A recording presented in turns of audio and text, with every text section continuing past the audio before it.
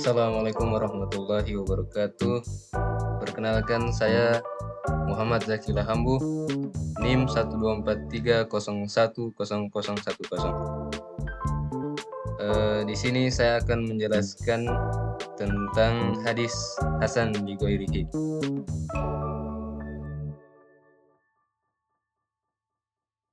Yang pertama adalah definisi hadis Hasan li ghairihi. Hadis Hasan li ghairihi adalah hadis yang memiliki sanad rantai perawi yang kuat, namun ada kelemahan dalam salah satu perawinya. Hadis Hasan li ghairihi memenuhi sebagian besar syarat dari hadis sahih dan hasan. Hadis ini adalah hadis dhaif yang naik derajat menjadi hasan karena didukung oleh penguat dari jalur sanad lain. Contohnya, kelemahan perawi bisa berupa lupa, kurang cermat, atau memiliki sifat yang meragukan. Jadi hadis Hasan li ghairihi ini apabila riwayatnya ini pada dasarnya lemah atau dhaif, tetapi kelemahannya ringan, bukan yang fatal. Ketika hadis ini memiliki penguat dari jalur sanad lain, maka hadis ini diangkat derajatnya menjadi hadis hasan li ghairihi.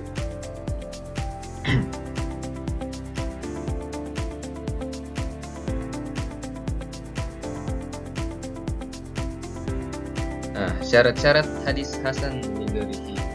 Yang pertama, sanad sahih, rantai perawi harus kuat tanpa kekurangan atau cacat. Yang kedua, adil, semua perawi harus memiliki integritas dan kredibilitas yang baik. Yang ketiga, dhabit, perawi harus memiliki daya ingat dan ketelitian yang tinggi.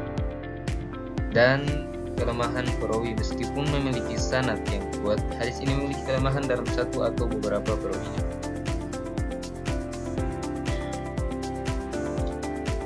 Dan ada juga syarat hadis hasan li ghairihi, yaitu adanya penguat dari riwayat dari jalur sanad yang lain. Baik, selanjutnya kritik dan perdebatan di kalangan ulama. Meskipun hadis hasan li ghairihi diterima dalam berbagai konteks, terdapat perdebatan di kalangan ulama mengenai penerapan. Beberapa ulama seperti Imam Bukhari dan Muslim lebih ketat dalam memilih hadis yang masuk dalam kitab-kitab mereka, hanya menerima hadis yang dianggap sahih. Sebaliknya, ulama lain seperti Imam Tirmizi dan Abu Daud lebih fleksibel dan sering menerima hadis hasan li ghairihi, terutama dalam masalah yang tidak melibatkan hukum berat. Perbedaan ini mencerminkan pendekatan dalam studi hadis yang dipengaruhi oleh faktor seperti latar belakang, metodologi, dan interpretasi terhadap sumber-sumber hadis.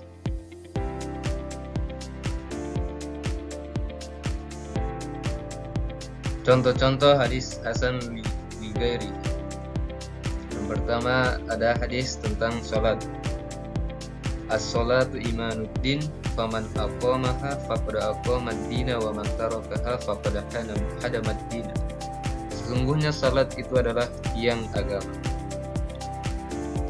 Hadis ini diriwayatkan oleh Al-Imam Al-Baihaqi dalam Syu'ab Al-Imam nomor 3033. Sanad dalam riwayat Al-Baihaqi, hadis ini diriwayatkan melalui jalur sanad Abdullah bin Umar radhiyallahu anhuma dari Nabi sallallahu alaihi wasallam. Imam Al-Baihaqi menyebutkan bahwa hadis ini memiliki kelemahan dhaif karena salah satu perawinya bernama Ibnu Mus'ab bin Sa'id yang dinilai lemah dalam periwayatan. Hadis ini memiliki kelemahan karena salah satu periwayatnya dinilai kurang kuat hafalannya. Kelemahannya ringan bukan fatal, sehingga status asalnya adalah dhaif lemah. Namun, hadis ini diperkuat oleh jalur periwayatan lainnya yang memiliki makna serupa.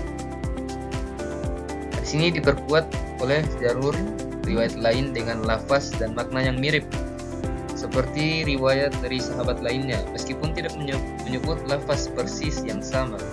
Contohnya dalam riwayat Imam Ahmad nomor 13922. Disebutkan bainar rajuli wa bainal kafari tarokas sholat, batas antara seseorang dan kekafiran adalah meninggalkan sholat. Riwayat ini memperkuat makna bahwa sholat adalah fondasi penting dalam agama, sehingga kelemahan hadis utama menjadi tertutupi, dan juga selaras dengan dalil-dalil yang lain. Makna hadis ini didukung oleh firman Allah dalam Quran surah Al-Baqarah ayat 43, yang artinya itu, dan dirikanlah sholat, tunaikanlah zakat, dan rukuklah beserta orang-orang yang merukuk. Jadi kesimpulannya, hadis as-sholatu imanuddin pada asalnya memiliki sanad yang dhaif karena adanya kelemahan pada perawi. Namun kelemahannya menjadi ringan, dan hadis ini dikuatkan oleh jalur lain. Ada hadis-hadis yang mendukung hadis tersebut dengan makna yang sama, sehingga hadis ini naik derajatnya menjadi hadis hasan li ghairihi. Selanjutnya ada contoh hadis tentang puasa, as-syamu junnatun. Puasa adalah perisai. Hadis as-syamu junnatun adalah salah satu hadis yang terkenal dan memiliki banyak jalur periwayatan. Secara umum, lafaz ini diriwayatkan dalam berbagai versi dengan penambahan atau pengurangan matan tergantung jalur sanad yang dirujuk. Contohnya riwayat hadis dari riwayat Al-Bukhari dan Muslim, muttafaqun ilaih.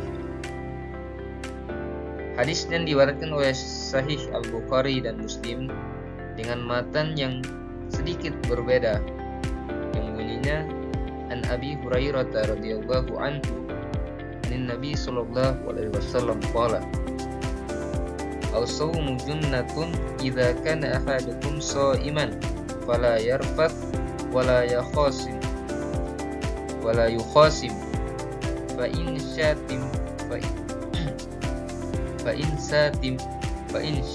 shatimah ahadu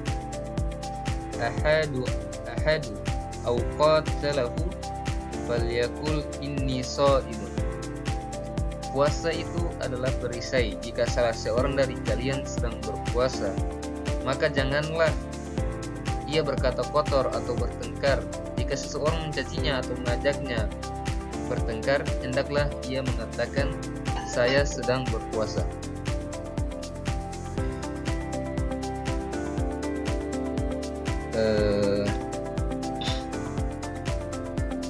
Jadi hadis ini dikuatkan oleh hadis dari riwayat Sahih Bukhari dan Muslim.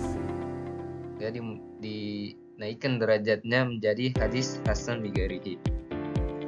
Meskipun beberapa riwayatnya dhaif, maknanya selaras dengan hadis-hadis sahih lainnya. Seperti tadi riwayat Bukhari dan Muslim yang membahas bahwa puasa adalah perisai dari dosa. Karena itu derajat hadis ini ditingkatkan menjadi hasan li ghairihi. Dan juga hadis ini maknanya makna puasa diperkuat oleh ayat Al-Quran. Misalnya dalam Quran surah Al-Baqarah ayat 183 yang menyebutkan bahwa puasa bertujuan untuk mencapai ketakwaan sebagai perlindungan diri.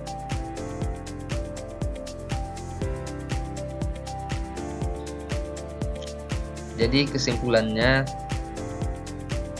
hadis as-syamu junnatun adalah hadis yang diriwayatkan melalui banyak jalur periwayatan, termasuk dalam Musnad Ahmad, Sunan An-Nasa'i, Sunan Ibnu Majah. Sebagian besar jalur memiliki sanad sahih atau hasan, dan juga tadi didukung oleh riwayat Sahih Bukhari dan Muslim muttafaqun ilaih, sehingga diterima dengan penuh keyakinan dalam ilmu fikih dan fadilah amal.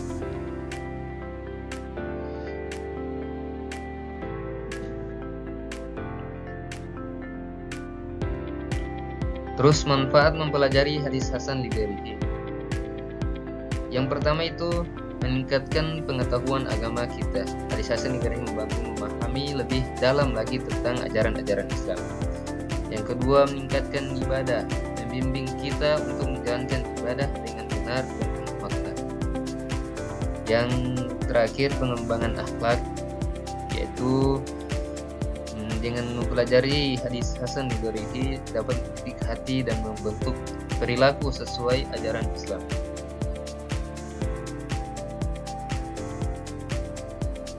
Implikasi dalam praktik keagamaan. Hadis hasan li ghairihi memiliki implikasi penting dalam praktik keagamaan. Pemahaman yang benar tentang hadis ini dapat membantu umat Islam dalam memahami dan menjalankan ajaran agama dengan baik.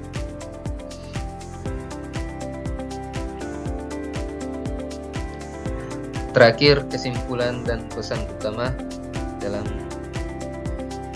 hadis ini. Hadis hasan li ghairihi memiliki peran penting dalam memahami mengkaji ajaran Islam. Meskipun memiliki kelemahan, hadis ini tetap dapat dijadikan sebagai sumber hukum dan pedoman dalam kehidupan. Praktiknya dalam hukum Islam, hadis hasan li ghairihi dapat digunakan sebagai hujjah, terutama dalam konteks fadilah amal, keutamaan beramal tidak sekuat, tapi hadis ini tidak sekuat hadis hasan li ghairihi atau hadis sahih. Jadi yang intinya hadis hasan li ghairihi ini masih bisa untuk dijadikan sebagai hujjah atau dalil dalam konteks fadilah amal untuk keutamaan dalam beribadah.